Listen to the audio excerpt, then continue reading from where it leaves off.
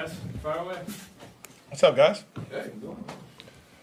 Travis, how do you look back at that stretch last year? You sit out week 18, I guess it was, and played really well in the playoffs. How does that configure, and did you learn something from that?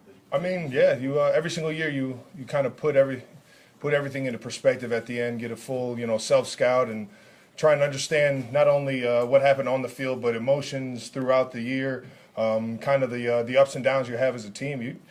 You gotta take all that into account and really dissect it, right, and understand how you can learn from it and how you can be better from it. And I think that last year the ups and downs and the challenges we were presented, I think the team handled it great. And I think the biggest thing on that is just taking that mentality, all the leaders and all the people that have been in this building, taking that mentality and just implementing it into the season this year. What about just for you personally?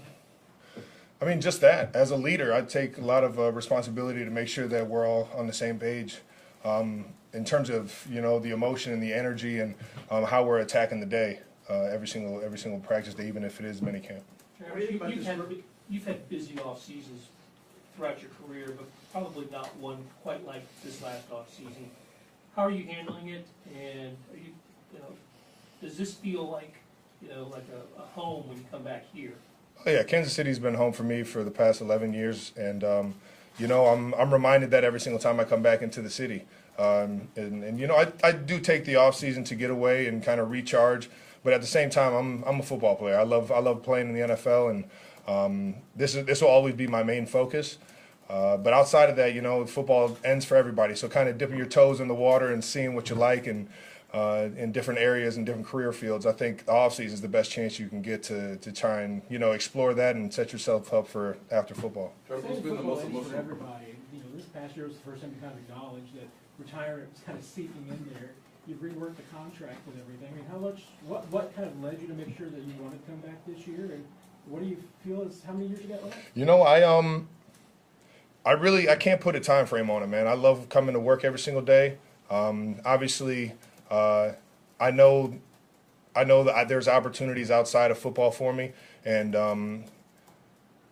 I think you got to keep in perspective that I'm still a little kid when I come into this building, man. I know I'm 34 years old, about to be 35, but I have a love to do this right here in the middle of the heat in June. I love coming to work every single day and doing this. So I'm going to do it till the wheels fall off, and hopefully that doesn't happen anytime soon. But I can definitely understand that it's towards the end of the road than it is the beginning of it. And I just got to make sure I'm set up for after football as well. Travis, how important do you think? How important do you feel the Chiefs made in their off-season moves? Obviously, last year was a little bit stressful on the body, for you. But with them bringing to Hollywood, drafting Xavier, the team looked like offensively be able to stretch the field this year to give you a chance to get underneath more often and not have so much wear and tear on you this season. Wear and tear me, baby. I'm ready for it, man. Put the load on me. I love being accountable for the men and the women in this building and Chiefs Kingdom. I love the aspect of everybody counting on me to try and make that play for the team and just do the right things out there on the field and better judgment for the team. And I just I don't think that anything from last year put more miles on me, made me less of a player. I think it was all in all it was just focus, being my own worst critic. And capitalizing in situations that I should have. Year 12 for you. In Worthy and Hollywood, you guys added obviously two really fast guys. What's that going to do for the offense? I mean, it's unbelievable that that Veach finds ways to bring in not only guys that have talent, that have unbelievable skill sets, but are good people. Just being able to get to know them over this off season, it's just been cool. That Hollywood and X are just, they're down-to-earth, humble guys, and they love coming to work and they love football. And when you bring that kind of mentality into a building that has that culture already set, the sky's the limit for those guys, and I'm excited that they're here. Year 12 for you, how do you keep that consistency so that, your approach to the game doesn't change? I only know one way at this point, man. It's the Andy Reid way, and it's you have a certain focus to each day set yourself up to get better and better, and seeing where the team is now, you have to find a way to play your best from this point on all the way till, you know, hopefully January and February. And I mean, the road has started, and I'm excited for it. But I only know one way, and that's the Andy Reid way. He played David Njoku's softball game of the weekend. He said you're one of the nicest individuals he ever met. Where do you get that from? Like, is it something that's taught from Chief Dad? Chief Njoku, man, my guy. He's one of a kind, man. And I'm so excited for his upcoming season. He made huge strides last year, and is really becoming one of the premier tight ends in the league. So I'm excited for him, and I'll always try and, you know, support our fellow tight ends in this world. So I appreciate him saying those kind words. But you know, I like to say my father would slap me silly if I was any other way.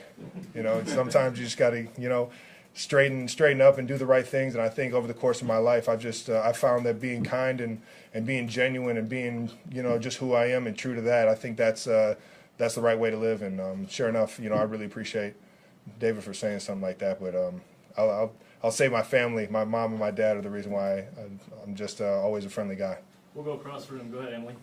This is a little off topic, but there's a YouTube short of you cooking with your significant other, and I just kind of want to know what you like cooking together. That's a good question. You know, I respect that question, but I'm going to keep that one to myself because, you know, I thoroughly enjoy cooking with her. So it's something I would rather just keep personal. Nate? Travis, you mentioned you have obviously opportunities off the field, but just what have you enjoyed most about maybe seeing the potential this off season? And then, you know, Andy said, hey, we may have to reduce your snap count a little bit to obviously, you know, elongate your career. How much of a back and forth is that between you and Andy? I mean, it's my job to make sure that Coach Reid has full confidence in me to whenever he needs me out on that field or whenever I'm out on that field, I get my job done. And that's my job as a player. Coach Reid, he'll tell you he's got 51%. So as much as I want to be out there every single play, you know, I understand that it's for the betterment of the team when I'm not. And I just I've had to kind of understand that over the past couple of years, and I'm more comfortable with that right now because of the guys that we have in the room, their ability, like Noah, Jay Wiley's doing a great job right now. Obviously, we brought in Irv. We got a lot of great tight ends in the building, and it's just, you know, it's fun seeing them have success as well. And you know, their skill sets are top tier. So, you know, we have a lot of success, and we have a lot of trust in the guys in the building for sure. What's been the best opportunity this summer, by the way? Just What's off that? the field. Off the field? Yeah, what's been the best opportunity? Man, that's a great question. I would say, you know, getting a little more comfortable in front of the camera, doing some things in the acting world, I think has been some fun that I've had. So, yeah, look out for that coming up soon. We'll do last three. We'll go Pete, Neil, and then Todd. Go ahead. Just your thoughts on two players. One in your own room, Jared Wiley, the rookie, and then on the field, Brian Cook, just how far he's come along. Man, I'll tell you what, I love B. Cook. That guy, what I've seen since he's came from Cincinnati into the building, how he's handled the adversity in terms of the injury and just the ups and downs, you know, throughout our wins and losses, man. He's an absolute stud of a professional and a football player. And you can just see him getting better and better every single snap, every single day. And it's because of his mindset and how he approaches really life. And man, I just love that dude. And then the rookie in your own